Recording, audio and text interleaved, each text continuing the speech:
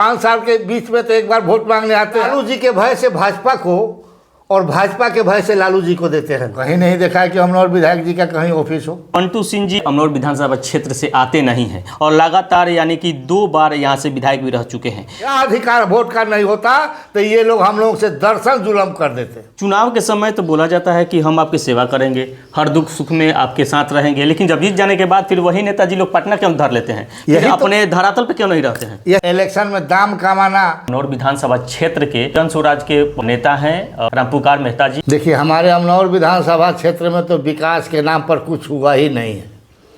हुआ है तो रोड और गली नाला।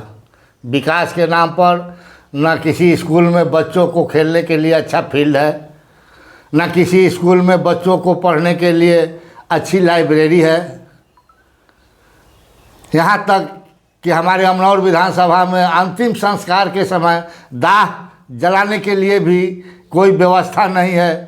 यहाँ तो कम से कम एक बिजलीदार घर होनी चाहिए, क्योंकि इस महंगाई में लकड़ी का अभाव है और हम गरीब दबे कुचले वंचित समाज के लोग ज़िंदगी में तो प्रताड़ना सहते ही हैं। मरने के बाद भी अच्छी तरह हमारी लाश को नहीं जलाई जाती है। लकड़ी के अभाव में किसी तरह हल्का फुल्का जला करके गंगा जी को प्रवाह कर दिया जाता है। अभी आपके विधायक सह मंत्री जो कि इंफॉर्मेशन टेक्नोलॉजी के अभी वे मंत्री, हमने इनसे सवाल पूछा कि कितना लाभ मिलने वाला है, तो उन्होंने बोला कि हम पूरे बिहार के बारे में सोच रहे हैं, अमनौर के लिए तो बहुत हम लोगों ने कार्य किया है।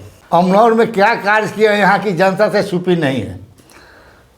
ये तो एक यहाँ लालू के भय से भाजपा और भाजपा के भय से लालू जी को यही प्रक्रिया है कि यहाँ भाजपा के विधायक जी जीत जाते हैं।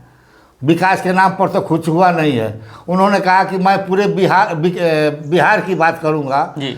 तो यह 6 व 7 महीना में एक विधानसभा का तो कल्याण नहीं कर सकते हैं, एक विधानसभा में वो विकास नहीं कर सकते हैं, तो पूरे बिहार में विकास करने की संभावना कहाँ है? हाँ, रह गई इलेक्शन आई है। इलेक्शन में दाम कमाना उन नेताओं का एक मुख्य उद्देश्य है। अमनौर के विधायक का ऑफिस कहाँ है, आपने कहीं देखा है? जी ना, मैंने तो कहीं नहीं देखा है कि अमनौर विधायक जी का कहीं ऑफिस हो। ऑफिस होना चाहिए, बिल्कुल होनी चाहिए। आप तो पटना रहते हैं, यहाँ की जनता को अगर किसी तरह की ज़रूरत पड़ेगी तो जनता क्या करेगी, कहाँ जाएगी, किसके पास जाएगी? आपसे मिलने के लिए पटना 500 रुपया खर्चा करने के लिए हर एक जनता को संभव है नहीं। शिक्षा की अभाव है।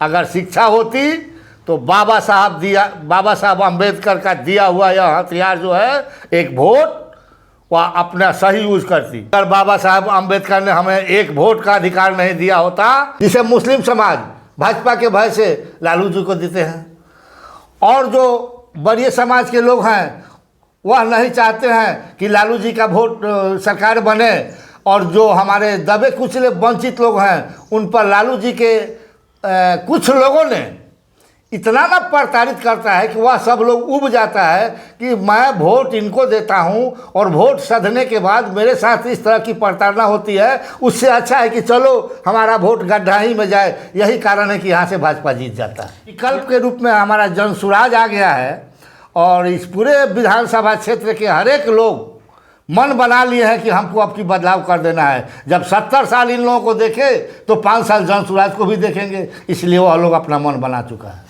आप प्रत्याशी अपने आप को घोषित कर रहे हैं, क्षेत्र में जा रहे हैं, तो कैसा रिस्पांस मिल रहा है?